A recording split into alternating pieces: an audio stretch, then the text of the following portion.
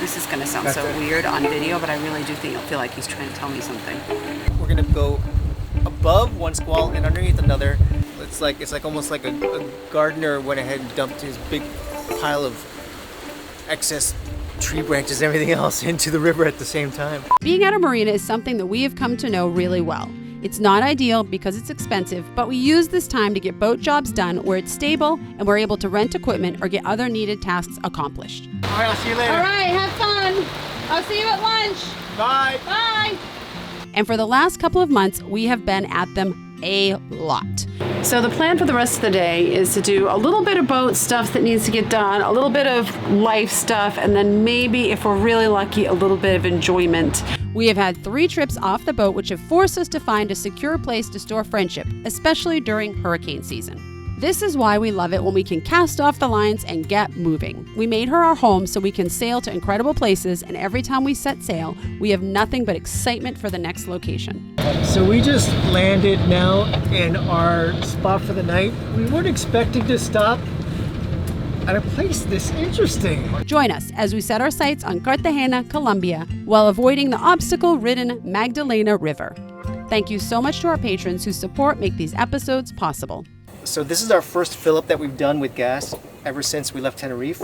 And I'm so grateful we waited for here because the prices in Colombia, you cannot beat them. It is about $2.10 a gallon for diesel, whereas in Europe it was close to like $8 a gallon. And for Will's recovering accountant heart and mind, this makes him so happy. So basically, to give you an idea, the tank is over there. Guys, hopefully you guys can see it. The tank's over there, and she has a super long hose that stretches all the way over here. Oh my gosh, this is taking forever. How long do you think this is going to take? I think it's going to take a half an hour? Well, they close at 5, so I don't know if we're going to be done. If we're using this filter, I don't know if we're going to actually have time to fill it up. Really? Yeah, because this is coming down really slow. This is exactly our plan for hopefully to take this as long as possible. Not that we want her to work overtime, but we're not ready to leave where we're at right now because the sail that we're going on needs us to leave as late as possible because we're going to be hitting a zone in Barranquilla, which is called the Magdalena River, and we'll talk about that later, but it's a really bad place to be when it's dark. So it's about 12 hours away. So if we leave around 6, then we'll be getting there around sunup, which is what we want. Anything earlier, and we may have to slow it down a little bit. So we're going to take our own sweet time here. Margot, do you want to wave goodbye to Santa Marta? Ciao! We miss you! I miss you. Oh, I delight to hear. So, Margot, what was your favorite thing about this place? They had a very nice co-working space. It was a nice co-working space. How about you? Look at Largo. He's like almost my height. I know. And his voice is deeper than yours. It's like almost the friendliest marina that we've been to anywhere. And that actually goes a long way because we've been to a lot of friendly marinas. But this one tops the cake for us. Maybe it's just the Colombian way. I think so. But we made new friends here, and this is the interesting thing about where the dock or where we were, or maybe there's just not as many sailors that come through here. But there were about 6 or 7 boats where we were all beside each other, and we really helped each other out, like told each other when we found someone who did a really good service on the boat, the restaurants, going to Minka, all that kind of stuff. And I thought it was really, it felt like a little neighborhood, which I'm often missing out here in the sailing world because it's very different than the land traveling world, and it feels less family and community because everyone's kind of doing their own thing. Hi, Avalon. Hi. Look, everyone, there's Avalon. Avalon, wave goodbye to Santa Marta. What temperature is it where you're at right now? Right now, it's cold. There you go. Where we are heading is 110 miles away, and as much as this should be a little less than a day, we have 2 different things going on. There is neither no wind or a steady headwind, and to add to the insanity, the current is against us. Not ideal for sailing, but we have a flight to catch in 3 days for the Annapolis Boat Show, so here we are, full steam ahead with the motor. Happy 1:40 a.m. So today, I just came on my shift. It is a full moon out. We've got some lightning and thunder behind us that way and that way, but our wind is coming at an angle that it's pushing it out of the way, which I'm thankful for because the thing I hate most on the boat is when I see lightning. I get all panicky, but it's 12 miles away.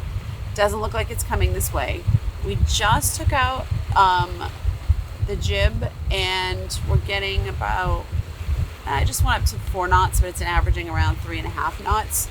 there's just no wind. We've got 10 knots of wind. I mean, it's enough that we can pull out the sails, but we're going really, really slow. So I think that we are going to be okay making it to what's considered the danger zone during daylight. Yeah, it's pretty uneventful right now. We can still see Santa Marta back there barely, and up here we've got another town. I can't remember the name of it. Something with a G. And yeah, that's about it. I'm drinking some grapefruit juice and having a baguette and listening to my audiobook, and it's a little chilly. I've got a sweatshirt on, but nothing major. The wind was quite calm, the conditions were light, so all who were not on watch got a perfect night's sleep of calm, uninterrupted rest. And when the sun came up, we started to see what we had been expecting: debris in the water.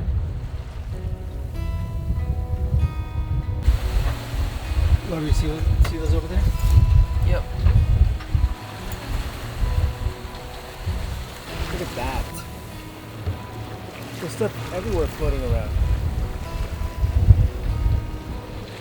Look, there's like, we're approaching bigger items over there. There's a ton over here. So good morning from Barranquilla. We're at basically the mouth of the Magdalena River, which is about 5 miles that way. And this is the part that we're really concerned about during the entire journey, because the Magdalena River connects with the Amazon River further south, and the Amazon River and the Magdalena River all flow north, and they empty out right here into the Caribbean Sea. There's a lot of runoff that happens here. There's stuff from the mountains that come down. It's rainy season, so everything's falling down and sort of going into the mouth of the river.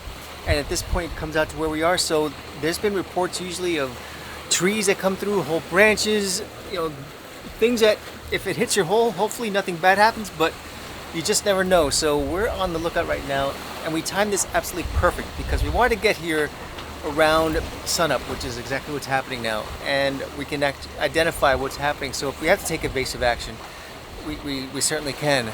And this water is particularly not exactly clean. There's also, in addition to all the forest runoff, there's also a lot of trash runoff. So what you see here is just a really murky green, which is all probably from the soot and silt, but I don't exactly imagine making water here from the water maker is the best idea, but we're just going to keep an eye out and see what happens, and hopefully we should be out of this whole area in an hour. Yeah. Whoa. That is a lot of tree branch stuff right there.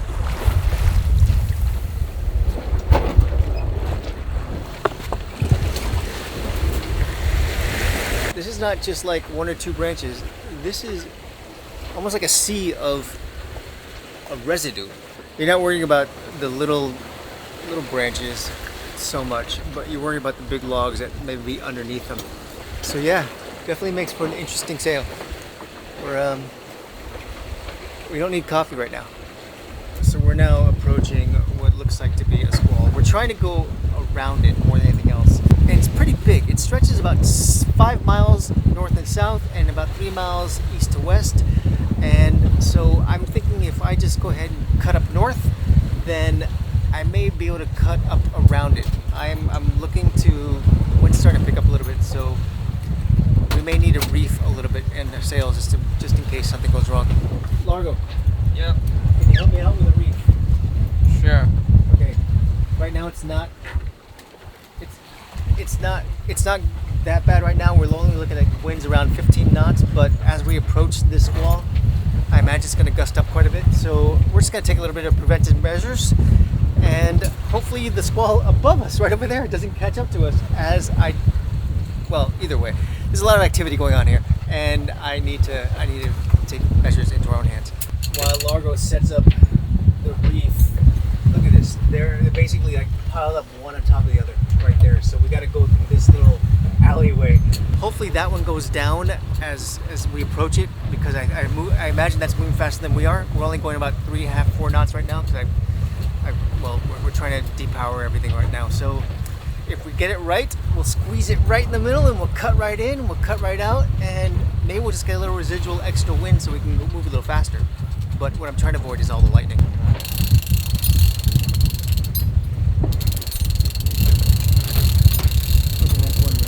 I think we're okay with one reef right there. Yep. That should do. Alright, cool. There is just activity everywhere here. Look at this. It's everywhere. There's a squall there, squall there, squall there. Largo's getting squally. No squall there, but we passed that already. Look at this. And what we're seeing right now is a change in the water. It looks like we're finally leaving the river water for the open sea water. I think we can fish now. I think we can fish now. Largo, I think we just exited the world's largest natural fishing preserve that's not protected by law. It's protected by a river and it's debris. No one's catching fish here. No kidding. We're catching debris. That's what we're catching. Nemo's got this place covered. Look, it's literally like the debris cannot go over this. Wow, and we're about to get into... Oh, whoa, whoa, whoa, whoa. We should probably turn. Here we go. We're still on auto yet. Oh, Oh, well, yes, we're going over. we're gonna go over that. There we go. Wow.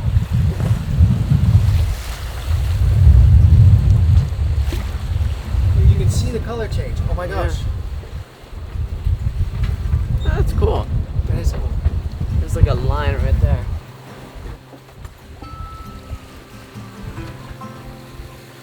And while we were watching the color change and seeing us go from river water now to back to Caribbean seawater, it looks like we threaded the needle. It looks like we're gonna pass exactly as we planned, where we're gonna go above one squall and underneath another. You know, this is a precision driving machine here. Friendship, way to go.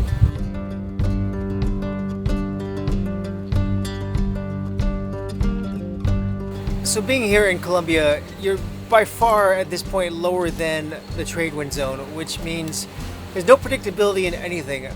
At one moment we were at 20 knots of wind, the other moment we were at now 3.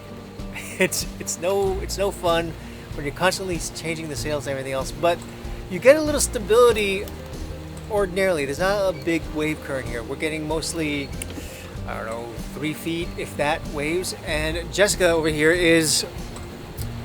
Not seasick. She's not seasick. Is that what we're talking about? Yes. All right, so here's the deal, because I know some of you love this update, a couple of you hate it, but you're gonna hear it anyway. Once I put this patch on right back here behind my ear, I put it on about 6 to 12 hours before I'm gonna sail, and I have no seasickness. I mean, I can't exactly go down in the hole and hang out there and knit or something, but I feel so much better. The problem is that these seasickness meds work well, but they have a ton of side effects. So I have to look at and go, which one's worse? And I can tell you, hands down, throwing up and being seasick and not even being able to do a shift or cook or anything is far worse than the patch. So The side effects is basically Jessica now is okay, so dry mouth. Dry mouth big time, but it's tolerable, right? But it doesn't matter how many liquids you put in, that dry mouth is still there. Pretty fatigued when you initially put it on. I could barely do my shift last night. I did it, but I kept like this, falling asleep, so I just stood up so that if I was gonna fall asleep, I'd fall down and wake me up, I guess. And then the third is you get a knot in your stomach, and that usually doesn't happen until about 24 hours into the patch. Anytime you come near me. Yeah, right. I get a knot in my stomach. So I don't even have the knot yet, but the dry mouth is bleh. But who cares? I'm not throwing up. And then as things started to calm down and we got settled into a groove, we seemed to find a visitor on board. We were about 15 miles from shore, well within the range of birds. But never have we seen a bird this small, this far from shore.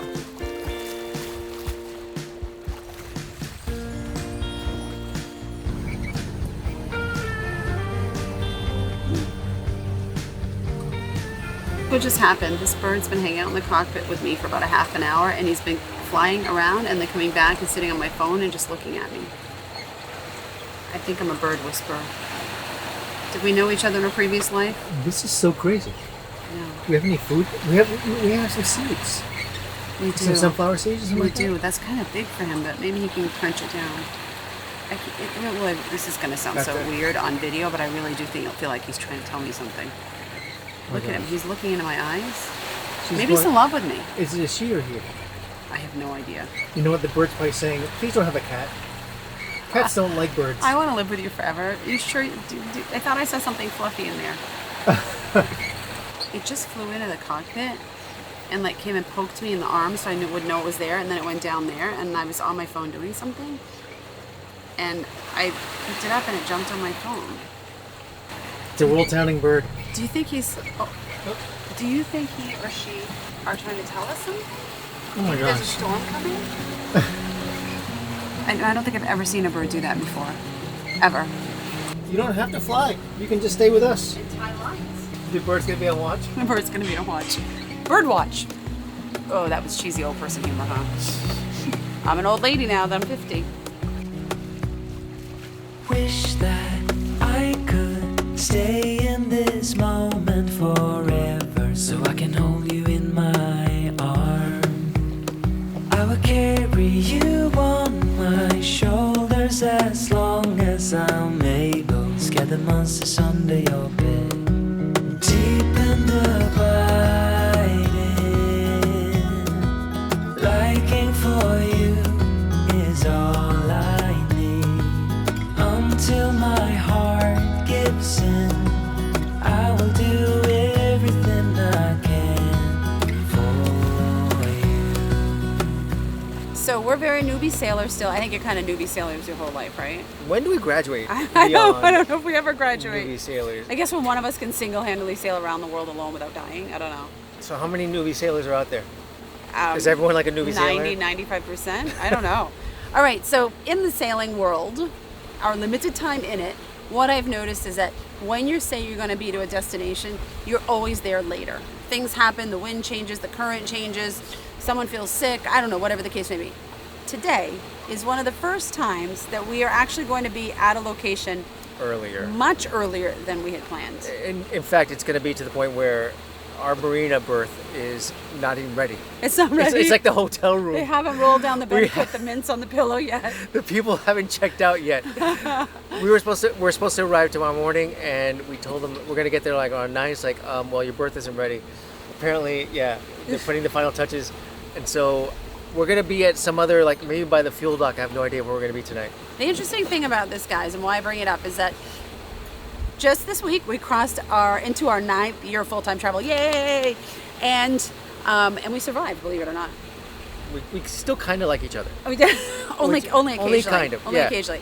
And what I've realized is each time we take a different mode of how we're going to travel around this world, we have to get more patience. And sailing, in my opinion, is like the ultimate of being patient, right? You just can't say, I'm getting in the car and it takes X amount of hours to get there or outside of traffic. Like sailing is totally different. So we have more patience now, do you think? We have to manage our level of anxiety and frustration, because it's so easy to go ahead and just get lost in the moment and say, boat life. And then if not all marinas are like this, not all are open 24 hours a day or have people that are going to help assist you. So if we got there at 10 tonight and there wasn't anyone there, Will is very diligent and he's called ahead and knows all the details.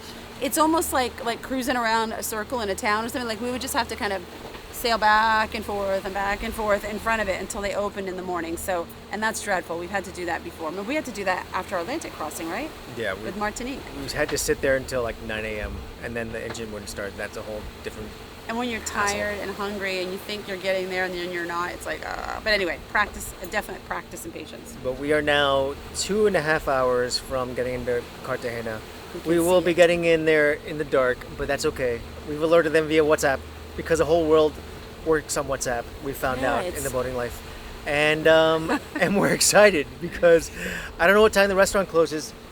We could go out for a celebration. We might be able to go out for a celebration. At what point do we stop celebrating when we come into a new marina? Like we I don't think we ever stop. Like if we just do a 2-hour cruise, I don't think we celebrate if we crash the boat. Then we don't celebrate. But other than that, we're celebrating all the time. Entering into a larger city is always loaded with anticipation, and arriving just after sunset with all the buildings lit up is magical. The city lights up your way into the harbor, and you just wonder, what will the food be like? Are there any festivals happening? And the list goes on. This is the magic of cruising, the excitement of what's next. And now we're entering into Boca Chica, the small boat entrance. And it's really narrow here. They only give you about probably like 20 feet to get in between the red and the green markers. So if you lose control for a second, you're not making it inside this little channel here. Oh my God. There's the red. Holy shit. There's the green right there. Oh my gosh, it is a tight. It is tight. Wow. So we made it. It's 10 p.m. and we've been kind of hovering near the fuel dock in this marina for about 20 minutes or so because no one seems to know what to do with us, even though we WhatsApped with them like 20 minutes ago. So it's hard when it's in the dark and you're in the marina. You don't want to mess things up, so you want to make sure you have some sort of guidance, and it's a pretty full marina and we don't want to hit something. So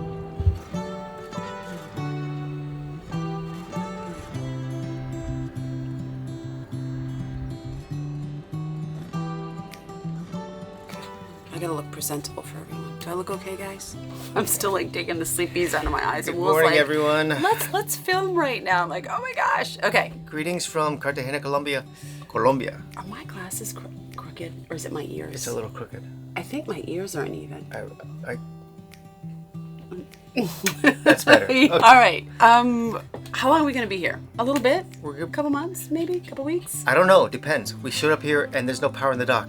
We may be leaving tomorrow. I don't know.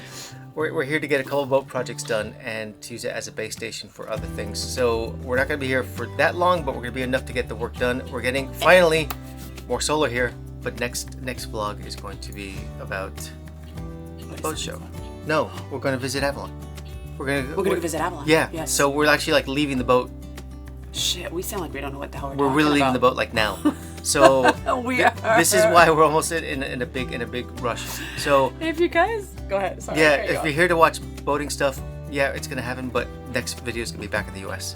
Yeah, back in the U.S. visiting Avalon, boat show, kind of a bunch of fun stuff there. All right, we gotta go because I think we're just sinking ourselves right now because we're belligerent because we're so tired. Thanks for watching, and if you have not yet subscribed, we have not asked you this in a long time. Cause subscribe. Subscribe. And thank you for being here. Those of you who have been here through all of it. We have some of you who have been here since the very beginning. Isn't that crazy?